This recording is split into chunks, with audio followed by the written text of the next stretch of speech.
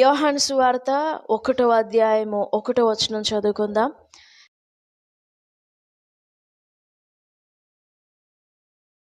One is వాక్యమునకు మనిషికి మనకు అంటే నీకు నాకు వాక్యమునకు మనకు మధ్య ఉండిన బంధం. Number 1 relation with the word of God and me, and number 2 is బాధ్యత, the responsibility, relation and the responsibility.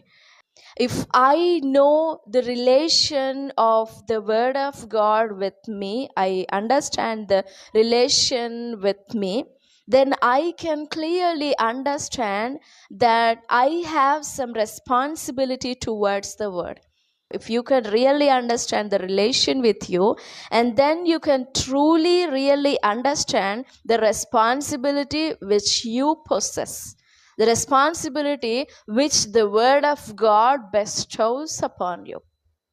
వాక్యమునకు మనకి మధ్య బంధము, వాక్యమునకు మనకి మధ్య ఉండిన బాధ్యత. బంధము అనేది ఇట్స్ పర్సనల్. బంధము అని అంటే పర్సనల్, మన వ్యక్తిగతానికి సంబంధించింది. ఇది నాకు సంబంధించింది. నాకు వాక్యం ఏమై ఉన్నది, నాకు వాక్యం ఎలా సహాయపడుతుంది, నేను ఏం చేయాలని చెప్తుంది, నేను ఎలా ఉండాలని చెప్తుంది, నేను ఎలా ప్రవర్తించాలని చెప్తుంది. The things which I have to do, dos and don'ts, నేనేం బంధము ఇట్స్ పర్సనల్, నా వ్యక్తిగతానికి సంబంధించినది. This is the first stage we can say. ఇది చిన్నపిల్లల లాంటి అడుగు. చిన్న పిల్లల వలె దేవుని మీద ఆధారపడడం, పసిపిల్లల వలె వాక్యం మీద ఆధారపడి, పసిపిల్లల వలె వాక్యాన్ని చదువుతూ చదువుతూ చదువుతూ చదువుతూ ధ్యానిస్తూ ఆ వాక్యాన్ని మనం జీవిస్తూ ఉండడం.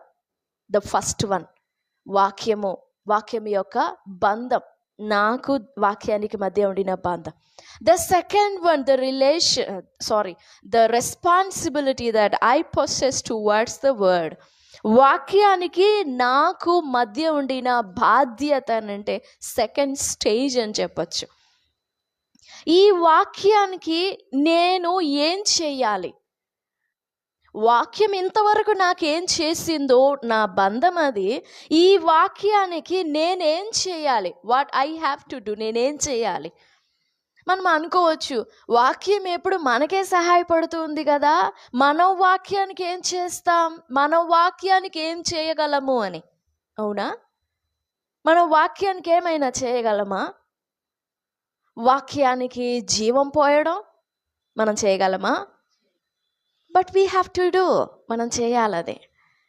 వాక్యానికి ప్రాణం పోయడం, వాక్యానికి రూపం ఏర్పరచడం, వాక్యాన్ని నిర్మించడం, వాక్యాన్ని వ్యాప్తి చేయడం, that's what we have to do. మనం చేయాల్సిన బాధ్యత అది. ఈ బాధ్యత నాకు వాక్యానికి, తమకు వాక్యానికి మధ్య ఉండిన బంధము గ్రహించిన వారు ఆ బాధ్యతని నెరవేర్చగలరు.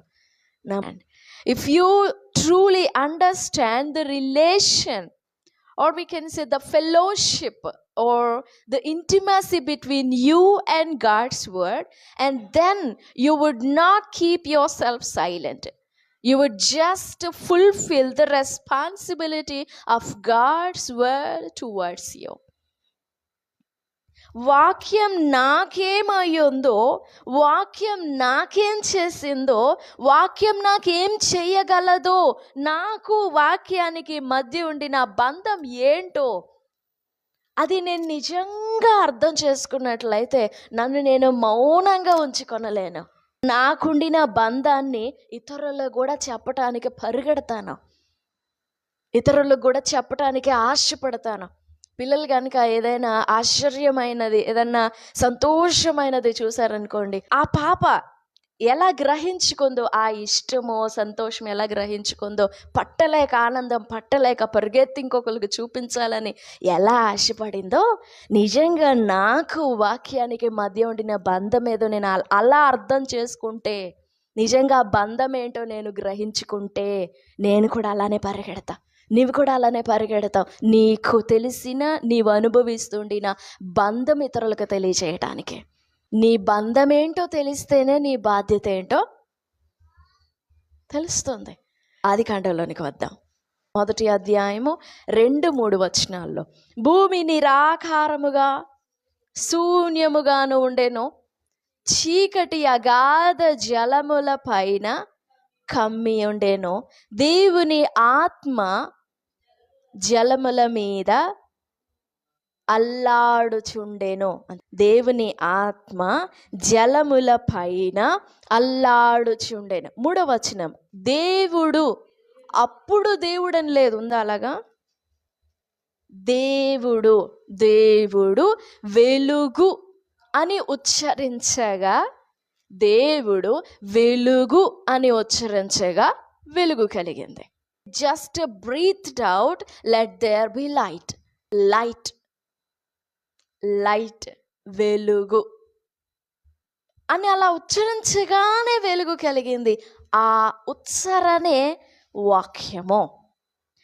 2 తిమోతి పత్రిక 3వ అధ్యాయము 16వ వచనం చదువు. దైవావేశము వలన కలిగిన ప్రతి లేఖనము 2 పేతురు పత్రిక 1వ అధ్యాయము 21వ వచనం, 20-21 వచనాలు. ఒకడు తన ఊహను బట్టి చెప్పుట వలన లేఖనములో ఏ ప్రవచనమును పుట్టదని మొదట గ్రహించి కొనవలెను.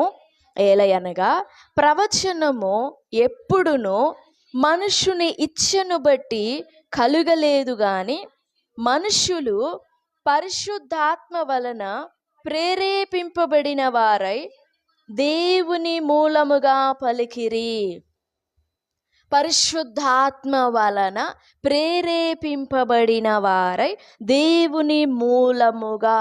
వాక్యము అనేది మన ఊహను బట్టియో, ఇది రచించిన గ్రంథకర్తలు దైవావేశము వలన రాశారే గాని తమ సొంత ఊహను బట్టి రాయలేదు.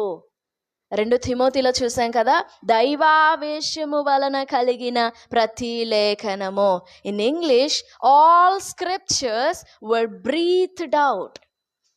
వాక్యములన్నిటినీ దేవుడు అలా ఊపిరి, మనం ఊపిరి పీలుస్తాము, ఇన్హేల్ అండ్ ఎక్స్హేల్, పీల్చడం వదిలేయడం, అలా ఊపిరి విడిచినదే ఈ వాక్యం.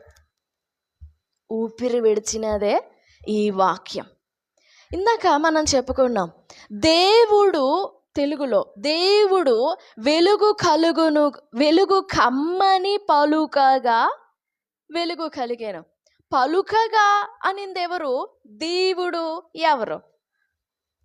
కానీ ఇంగ్లీష్లో కరెక్ట్గా ఉంది, గాడ్ సెడ్ లైట్. ఇప్పుడు దేవుడు వెలుగు అని ఉచ్చరించారే, ఆ వెలుగు అనే పదం కాదు, ఆ ఉచ్చరణ వాక్యం, ఆ ఉచ్చరణ ఊపిరి, ఆ ఉచ్చరణ ఊపిరి. దేవునికి వాక్యానికి ఏ భేదం లేదు. వాక్యం వేరు కాదు, దేవుడు వేరు కాదు. వాక్యం తెలిస్తే దేవుడు తెలిసినట్లే, దేవుడు తెలిస్తే వాక్యం తెలిసినట్లే. మనం దేవుణ్ణి ప్రేమించి వాక్యాన్ని కోపగించుకోలేం. మనం వాక్యాన్ని ఇష్టపడి వాక్యాన్ని విశ్వసించి దేవుణ్ణి దూషించలేం. వాక్యాన్ని ప్రేమిస్తే దేవుణ్ణి ప్రేమించినట్లే, వాక్యాన్ని విశ్వసిస్తే దేవుణ్ణి విశ్వసించినట్లే. వాక్య రూపముగా వచ్చిన, వాక్యధారిగా, వాక్యాన్ని శరీరమును దాల్చుకొని వచ్చిన యేసు ప్రభు వారు మాట్లాడిన మాటలేంటి? నేను నా తండ్రి ఏకమై ఉన్నాము. నేను నా తండ్రి ఒకరికొకరు విడివిడిగా లేము. నన్ను చూచినవాడు నా తండ్రిని చూసినట్లే. నన్ను ఎరిగి ఉన్నట్లయితే నా తండ్రిని ఎరిగి ఉన్నట్లయితే, మీరు నన్ను ప్రేమించితిరా, నా తండ్రిని కూడా ప్రేమించేవారు అవుతారు. నా మాటలు విశ్వసించితిరా, నా తండ్రి మాటలు కూడా మీరు విశ్వసించినట్లే. నన్ను గైకొంటారా, నన్ను గౌరవిస్తారా, నాకు భయపడతారా, నా తండ్రికి భయపడినట్లే, నా తండ్రిని గౌరవించినట్లే. వాక్యము దేవుడు వేరు కాదు. వాక్యము దేవుడు వేరు కాదు. మనం దేవుణ్ణి తెలుసుకోవాలి అనంటే ఈ వాక్యమును తెలుసుకోవాలి.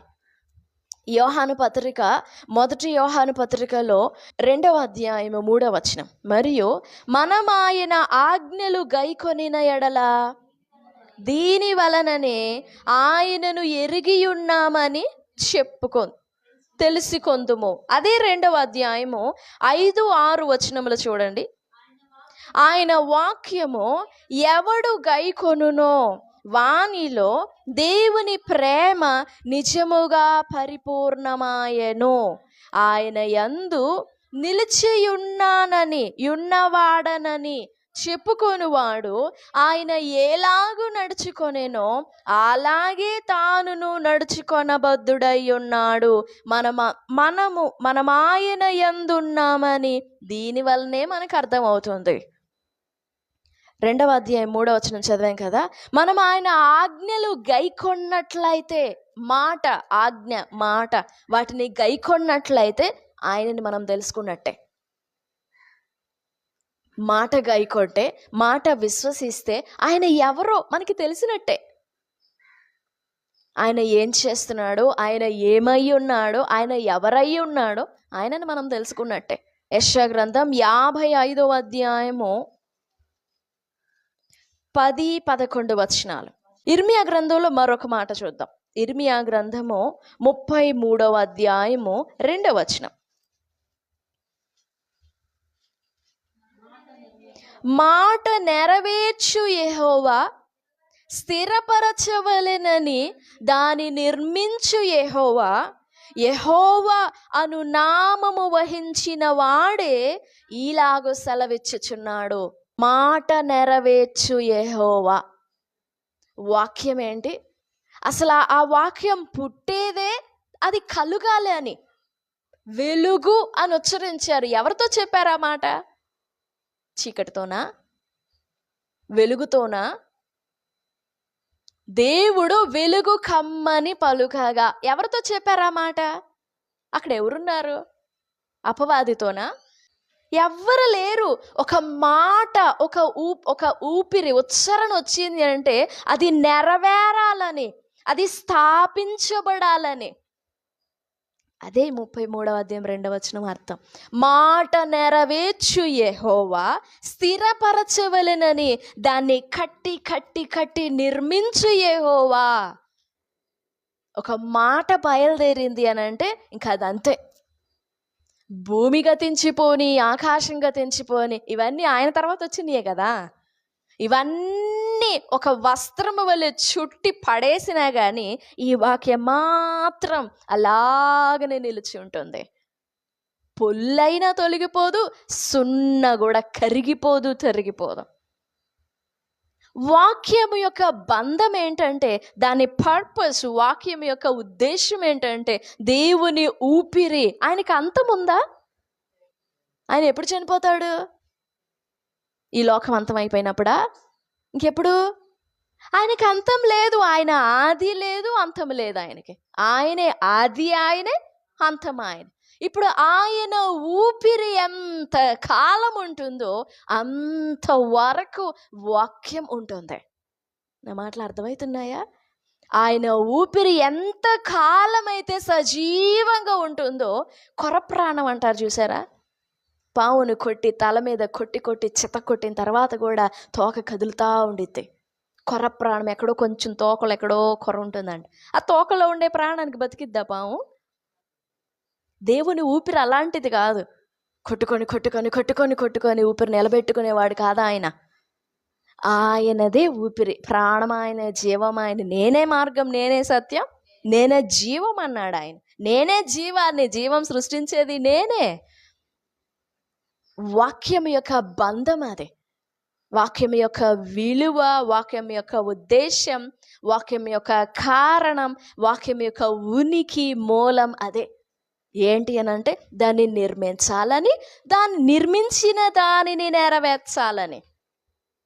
ఒక దేవుని మాట వెలువడినది అంటే అది తొలగిపోదు. ఇంకా దాన్ని ఎవ్వరు మార్చలేరు.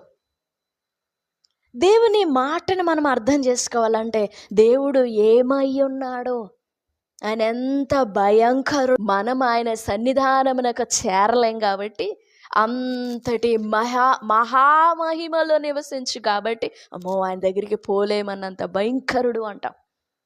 మహాపరిశుద్ధుడు, ఎవ్వరు సమీపింపరాని తేజస్సులో నిత్యము అమరత్వము కలిగి ఒంటరిగా వసించువాడు ఆయన. అందుకే ఆయన భయంకరుడు, మహామహిమ కలిగిన వాడు, మహా తేజస్సు కలిగిన వాడు ఆయన. ఆయన మాట్లాడితే ఆ మాట చచ్చిపోద్దా? ఆయన ఊపిరి పీలిస్తే అది చచ్చిపోద్దా?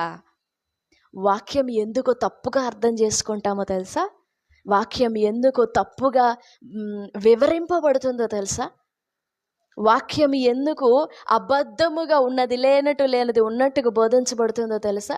ఈ ఊపిరి సరిగ్గా అందక. అర్థమైందా? ఊపిరి సరిగ్గా అందక, ఆ ఊపిరి సరిగ్గా అర్థం కాక. ఇప్పుడు దేవుని ఊపిరి అంటే ఎవరో? దేవుడే, అవునా? దేవుని వాక్యం అంటే ఎవరు? దేవుని వాక్యం అంటే దేవుడే. మరి ఈ ఊపిరిని నేను కొంచెం మింగేసి, కొంచెం యాడ్ చేసి, కొంచెం కలిపి నాకు ఇష్టం వచ్చినట్లుగా దానికి రూపం తిప్పుతా ఉంటే, ఊపిరే ఆయన మాట. ఈ ఊపిరిని నాకు ఇష్టం వచ్చినట్లుగా నేను మలుచుకుంటే ఎలాగా? దేవుని ఊపిరితో చెలగాటమాడేంత వారమా? వాక్యాన్ని ఎంత వక్రీకరిస్తామో. వాక్యాన్ని తప్పుగా అర్థం చేసుకొని దేవుని దగ్గర నుండి వెళ్ళగొట్టేసుకున్న వాళ్ళు ఇద్దరు ఉన్నారు. ఎవరో తెలుసా? కయీను, ఇంకొకటి వాళ్ళ అమ్మ ఎవరు? హవ్వ. 2వ అధ్యాయం 17వ వచనం దేవుడు మాట్లాడిన మాట. ఆదికాండం 2వ అధ్యాయం 17వ వచనం దేవుడిచ్చిన ఆజ్ఞ ఏంటది? అయితే మంచి చెడ్డల తెలివినిచ్చు వృక్ష ఫలములను తినకూడదు, నీవు వాటిని తినుదినమున నిశ్చయముగా చచ్చెదవు. ఇది ఎవరు మాట్లాడిన మాట? దేవుడు మాట్లాడిన మాట. ఇప్పుడు హవ్వ మాట్లాడిన మాట చూడండి. 3వ వచనం, 3వ అధ్యాయం 3వ వచనం.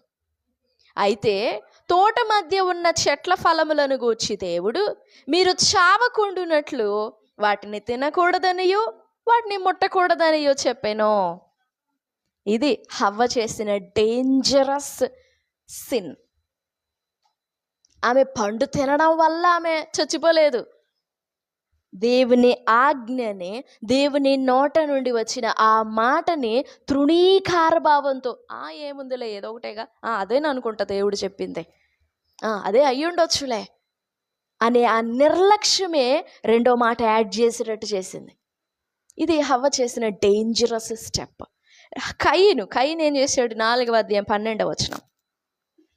నీవు నేలను సేద్యపరచినప్పుడు అది సారమును ఇవ్వదు, భూమి మీద దిగులు పడచ్చు, దేశది మరువై ఉంది. ఇప్పుడు 14వ వచనం చూడండి.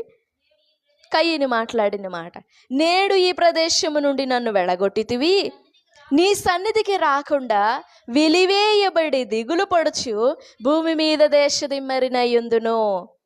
ఇది కయీను మాట్లాడిన మాట. దేవుడు ఏం చెప్పాడు? రెండే, భూమి మీద కష్టపడతావు కానీ అది నీకు సారం ఇవ్వదు. రెండో మాట, భూమి మీద దిగులు పడుచు దేశదిమ్మరిగా ఉంటావు. కానీ కయీను ఏమంటున్నాడు 14వ వచనంలో? నువ్వు నన్ను వెళ్ళగొడుతున్నావు అంటే కోపం వచ్చేసింది. ఇప్పుడు వాక్యం, దేవుడు మనతో మాట్లాడిన మాటని లీగల్గా, లాజికల్గా ఆలోచించి ఇది నాకు సెట్ అవ్వదు, ఇది నాకు సరిపడదు, ఇది నేను చేయలేనని మన వైపుగా మనం ఆలోచించి అట్లా జస్ట్ తిప్పేస్తాం దేవుని మాటని. కయీను అట్లా తిప్పేసుకున్నాడు. వాక్యం, దేవుని ఊపిరిని విశ్వసించకపోతే, దేవుని ఊపిరిని ఉన్నది ఉన్నట్లుగా గ్రహించకపోతే వచ్చే శాపం ఇదే. ఎందుకు వాక్యం వక్రీకరించబడుతుంది అని అంటే, ఈ ఊపిరిని, ఈ దేవుని మాటని ఉన్నది ఉన్నట్లుగా విశ్వసించలేకపోవడమే. సమస్త సృష్టిని, ఇదిగో ఈ చెట్టు అన్నిటినీ, పుట్టలు, పర్వతాలు, నదులు అన్నీ కలుగునుగాక కలుగునుగాక కలుగునుగాక కలుగునుగాక కలుగునుగాక. హెబ్రీ పత్రిక 1వ అధ్యాయం 2వ వచనం. తన మహత్తుగల మాట చేత, తన మహత్తుగల మాట చేత సమస్తమును నిర్వహించుచు. చాలు, నిర్వహించుచు అనే మాట ఇందాక ఆదికాండం 1:2 చివర దేవుని ఆత్మ జలముల పైన అల్లాడుచుండెను అని చదివాం కదా. ఆ అల్లాడుచుండెను అనే పదము ఈ హెబ్రీ పత్రిక 3:లోని నిర్వహించుచు అనే పదం రెండు ఒకటే. ఆదికాండం 1లోనేమో అల్లాడుచుండెను అంటే పొదుగుతూ ఉండడం. ఈ హెబ్రీ పత్రిక 1:3 నిర్వహించుచు అంటే మోయటం లేదా భరించడం.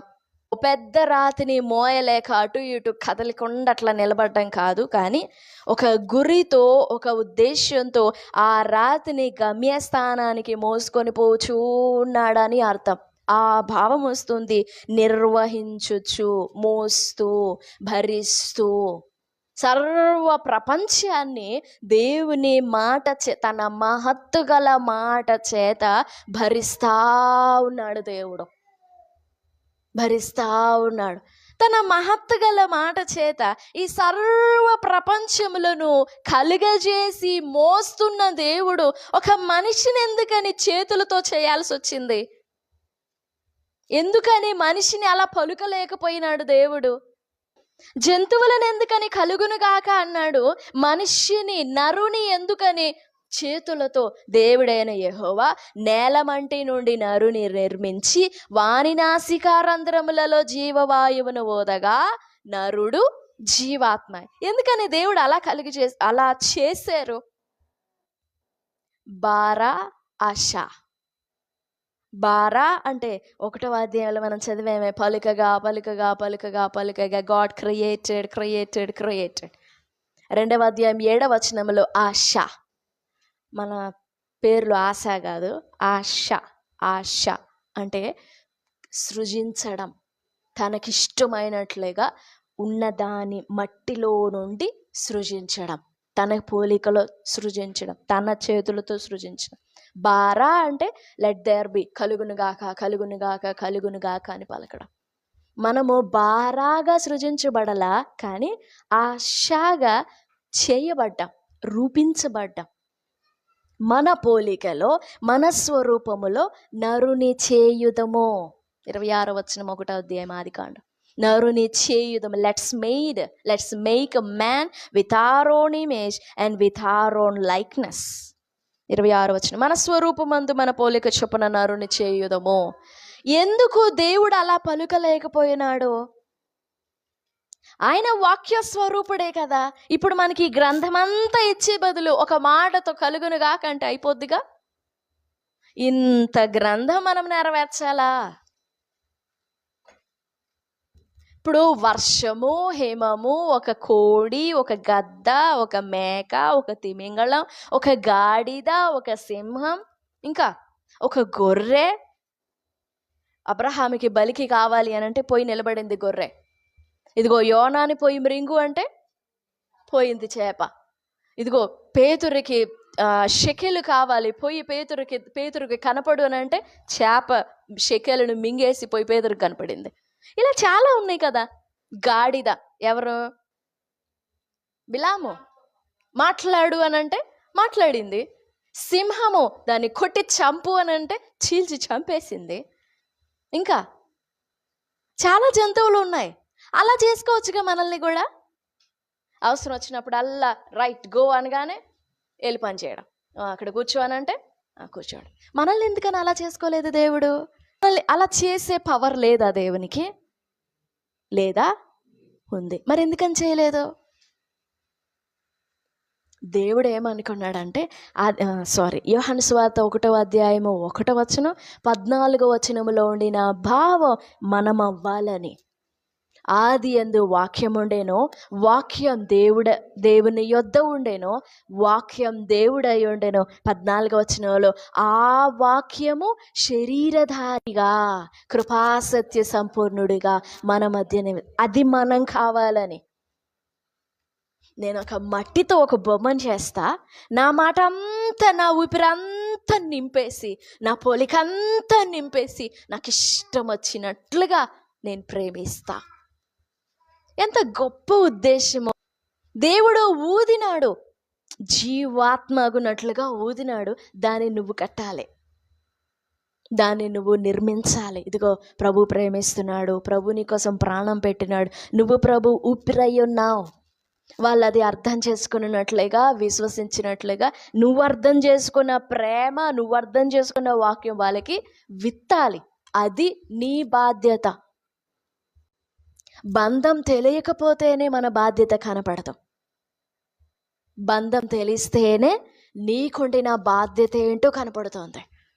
ఉదయకాల సమయంలో మనము వాక్యానికి మనకి ఉండిన బంధమును మనం గ్రహించాలి. ఈ గ్రహించిన తరువాత మనలో ఏర్పడే అవసరత, భారము, బాధ్యత మనం ఇతరులకు తెలియజేయాలి. సేవ అనంటే ఏదో చేయడం కాదు, ఒక వ్యక్తిని వాక్యముగా నిర్మించడమే సేవ. అదే పరిచర్య. అది ప్రతి మనిషికి దేవుడిచ్చిన బాధ్యత. ఫలానా మనిషికి కాదు, ప్రతి మనిషికి దేవుడిచ్చిన బాధ్యత. దానియేలు ఉన్నాడు ఉదాహరణకి. దానియేలుని దేవుడు ఎప్పుడన్నా పిలిచాడా? ఎప్పుడన్నా దానియేలు నువ్వు వచ్చిన సేవ చేయాలి పిలిచాడా? దానియేలుని దేవుడు? గుర్తు చేసుకోండి ఒకసారి గుర్తు చేసుకోండి బాగా. పిలిచాడా? నో. మరి దానియేలు ఎంత పరిచర్య చేశాడు? దానియేలు దేవుని కోసం రాజ్యాలే కట్టాడు. 3-4 తరాలలో రాజ్యాల్ని కట్టాడు దానియేలు. నెబుకద్నెజరు కాలంలో, వాళ్ళ కొడుకు కాలంలో, ఆ తర్వాత ఇంకొక దర్యావేషు కాలంలో, ఆ తర్వాత కోరెషు కాలంలో, 4-5 రాజుల కాలంలో రాజ్యాల్ని శాసించి కట్టాడు దానియేలు. మరి దానియేలు దేవుడు పిలిచాడా?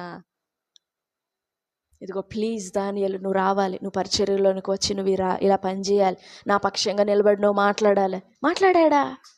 నో.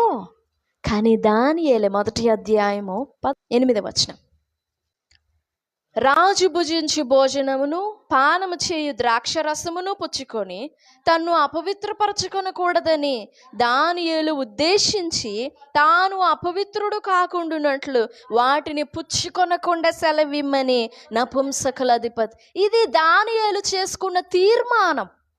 నా దేవుడు పరిశుద్ధుడు. దానియేలుకి అర్థమైంది దేవునికి తనకి మధ్య ఉండిన బంధం ఏంటో, తను ఏమై ఉన్నాడో, తను దేవుని ఊపిరై ఉన్నాడని అర్థమైంది దానియేలుకి. దేవుని ఊపిరిగా ఉండిన తను ఎదుటి అన్య రాజుల భోజనమును, అపవిత్రమైన భోజనము తాను భుజించి ఈ దేవుని ఊపిరిని ఎలా కళంకం చేయగలడు? ఎలా మలినం చేయగలడు? ఎలా మైల చేయగలడు ఈ దేవుని ఊపిరిని? అందుకని తీర్మానం చేసుకున్నాడంట, రాజు భుజించు భోజనం భుజించకూడదు, రాజు సేవించి పానం చేయకూడదు, చేసి నన్ను నేను అపవిత్రపరచుకొనకూడదు. అదే దానియేలు సమర్పణ, అదే దానియేలు తీర్మానం. అక్కడ నుంచి దానియేలు దేవునికి చేసిన సేవ కనపడుతుంది. ఇది మనంతటా మనము చేసుకోవాల్సిన తీర్మానం. ఆ ప్రేమ అర్థమైతే, దేవుడు నన్ను ఎంత ప్రేమిస్తున్నాడో అర్థమైతే, దేవా నువ్వు నన్ను పిలిస్తే నేను నీ దగ్గరికి వస్తాను, నన్ను పిలిస్తే నేను వచ్చి నీ పని చేస్తాను అన్నావు. చెప్పాల్సిన పని లేదు. సొంత బిడ్డకి అమ్మ ఇదిగో ఈ పని చేసి పెట్టవా అని అడగాల్సిన పని లేదు. నువ్వు అట్లా కూర్చోనానా, నీ బాధ్యత అంతా నేను నెరవేరుస్తాను అంటావు బిడ్డలాగా. నువ్వు కొంచెం రెస్ట్ తీసుకో, నేను ఈ పని చేస్తా. మరి దేవుని బాధ్యతని మనం నెరవేర్చొద్దా? నీవు నెరవేర్చొద్దా? లేదా బాధ్యత ఎవరికి ఉంటుంది? ఇంటి పక్కన ఉన్న వాళ్ళకా? ఇంట్లో ఉన్న కుమార్తెలకా? అమ్మో ఈ పని చేయాలి, ఆ పని చేయాలి, అది సర్దాలి, ఇది సర్దాలనే బాధ్యత ఎవరికి ఉంటుంది? కుటుంబము, రక్తము. నువ్వు కుమారుడివైతే, నువ్వు కుమార్తెవైతే నీకుంది బాధ్యత. నువ్వు కుమార్తెవని అర్థం చేసుకోకపోతే నీకు లేదు బాధ్యత. క్రీస్తు రక్తం నాలో ఉండినప్పుడు I will take responsibility of this blood which I possess. నేను క్రీస్తు రక్తమును కలిగి ఉన్నాను కాబట్టి క్రీస్తు బాధ్యతని నేను నెరవేర్చాలి. ఏంటి క్రీస్తు బాధ్యత? నశించిపోయిన దానిని వెదకి రక్షించాలి. ఇంకంతే ఆయన బాధ్యత. మరి నా బాధ్యత కూడా అదేగా, నీ బాధ్యత కూడా అదేగా. నశించిన దానిని నేను నశించిపోకుండా కాపాడు కాపాడు అని నేను ప్రార్థన చేసుకుంటా నా జీవితం గడిపేస్తే, నాకు అవసరమైనప్పుడు ఇదిగో ప్రభు నాకు 100 రూపాయలు కావాలి సహాయం చేయి, నాకు ఇదిగో ఇల్లు లేదు నాకు సహాయం చేయి, పిటిషన్స్ పెట్టడం కాదు, నేను బాధ్యత తీసుకోవాలి. కుమార్తెగా బాధ్యత తీసుకోవాలి, కుమారునిగా బాధ్యత తీసుకోవాలి. ఇది నా బాధ్యత, నేను నిర్వర్తించాల్సిన బాధ్యత, నాకు ఇవ్వబడిన బాధ్యత, నేను చేసుకున్న బాధ్యత ఇది. మరి నువ్వు దేవునికి ఏ బాధ్యత చేస్తున్నావు, ఏ బాధ్యత నిర్వర్తిస్తున్నావు? తల్లిగా తండ్రిగా నీ కుటుంబ బాధ్యతలు నెరవేరుస్తున్నావు. మరి దేవుని బాధ్యత ఎవరో ఉన్నారులే అనుకుంటామా? పక్కింటోళ్ళు వచ్చి నా ఇంట్లో పని చేస్తారని వదిలేస్తామా? చేస్తాం అలాగా? లేదు. ఎంత బాగలేకపోయినా, ఎంత ఇష్టం లేకపోయినా, ఎంత కష్టమైనా నాది నేనే చేసుకోవాలి. ఎందుకంటే నా రక్తంలో పుట్టిన బాధ్యత అది. క్రీస్తు రక్తములో నీకు పుట్టే బాధ్యత అది. క్రీస్తు ఊపిరి, క్రీస్తు ఆత్మ వలన నీకు పుట్టే బాధ్యత అది. You will feel responsibility. If you truly and if you really understand the relation of God's word towards you, and you will surely and rightly you will understand your responsibility towards God's word. నీకు వాక్యానికి మధ్య ఉన్న బంధం ఏంటో నువ్వు బాగుగా నిజంగా లోతుగా నువ్వు గ్రహిస్తేనే వాక్యానికి నీకు మధ్య ఉండిన బాధ్యత ఏంటో గ్రహిస్తావు.